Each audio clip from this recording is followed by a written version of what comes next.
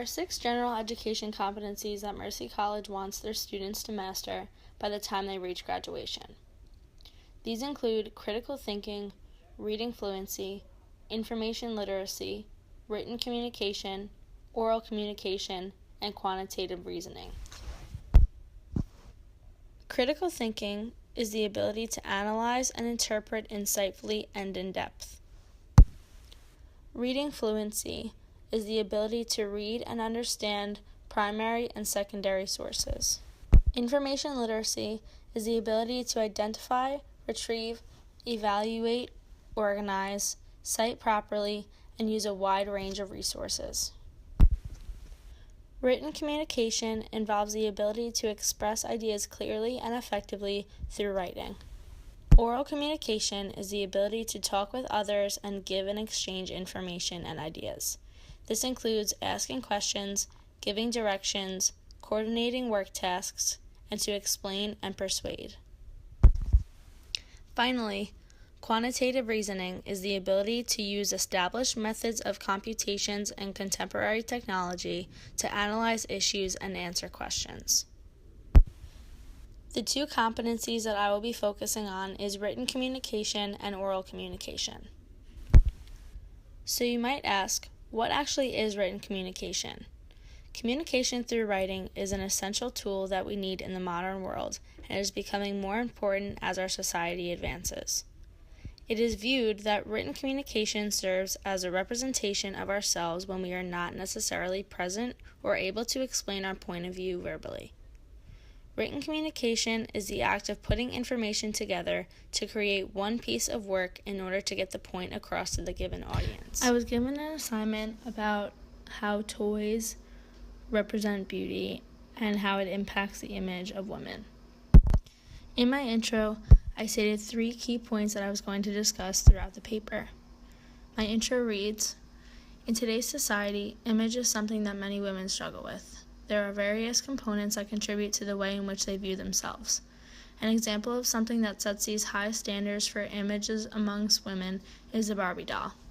Barbie represents an unrealistic character. She is a false representation of what a role model truly should be. Barbie sets an unattainable standard of beauty because she is made to look a certain way. It is crucial for society to learn that everyone has their own definition of beauty. Toys create unrealistic standards in society to the point that women feel they need to meet those standards in order to be accepted. I then proceed to explain one of my main points. One of the main points I discuss in my body paragraph is that everyone has their own definition of beauty. My body paragraph reads, everyone has their own definition of beauty. However, people need to know that beauty comes in all different shapes, sizes, and colors. Prager states, Barbie looks like someone who got their start at the Playboy Mansion, end quote. A man, Jack Ryan, is the creator of the Barbie doll. He is the individual that made Barbie have very prominent sexual features, and the Ken doll with none. Jack Ryan created the Barbie doll based off of his idea of beauty. Women were changing their image because they feel that the Barbie doll was created to show the ideal perfect image of a woman. The main point that is not seen by society through the first Barbie doll, which was created in the 60s, is that each person is different. Every individual has different thoughts, ideas, views, beliefs, and their own image. Today, Barbie now is seen in so many ways. There are Barbie dolls of different races and ethnicities. Beauty is defined in Webster's dictionary as the quality or aggregate of qualities in a person or thing that gives pleasure to the senses or pleasurably exalts the mind or spirit. Loveliness. Women should not feel self-conscious based off of the false idea that Barbie is the only representation of beauty. As you can see by these 2 excerpts of my essay, I had to get all of my thoughts collected and organized in order to make a clear and concise paper for the reader. Last year, of spring 2016, I took a speech class with Professor William Hallowell. Throughout this entire class, I used both of these competencies, but with more focus on the oral communication aspect. In all of my speeches, written communication was used before each speech. I gathered information and wrote out my outline, including all of my ideas and thoughts. I was able to bring my ideas together in a written format, which made it easy for me to orally relay the message to my audience while I presented it in class. After these speeches, I would write a reflection on what I could improve.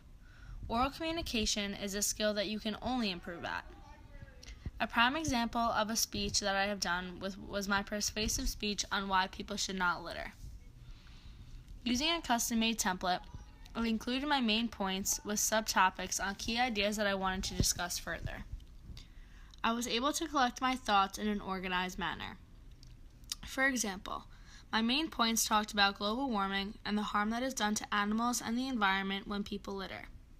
Because my written communication portion of the assignment was clear and concise, I was able to discuss these ideas very clear when I presented my speech. In my oral communication part of the assignment, I included the audience in discussion to give them the opportunity to express how they feel on the topic. As I mentioned earlier, I had to write a reflection and critique my speech. I noted what I caught myself doing wrong, while also including what I felt was good in my speech. The second written communication part of this assignment is beneficial to me because I was able to keep it personal. The reflection helped me improve my oral communication skill. When I presented my speech, nerves were definitely present. Speaking in front of an audience is challenging for many. I felt nervous that I was going to get my thoughts mixed around. However, I then remembered that I had my written work in front of me that I can use as a guide to stay on track and be clear. In the beginning of the course, I found myself saying the word like at least once in every couple sentences. An example of this is my first speech about who I admire most. That being my mother, I was able to discuss and explain without the use of a template. That being said, I was using the word like as an attempt to describe her, while also using the word to try and get the audience to understand her. Now, I'm able to speak without using a word filler, as my professor used to call it.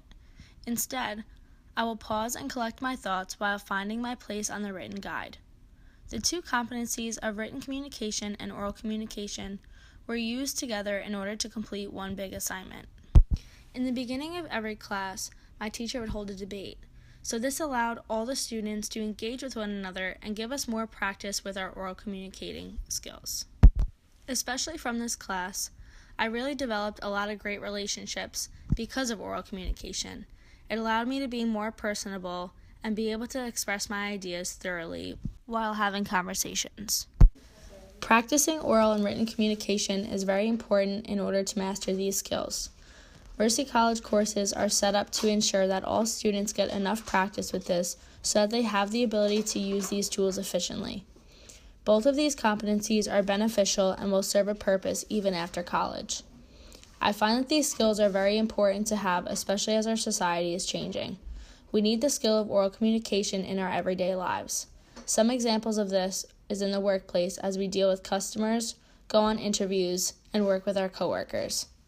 Written communication is also very necessary, especially in the workplace. For example, when we write resumes, emails, letters, etc.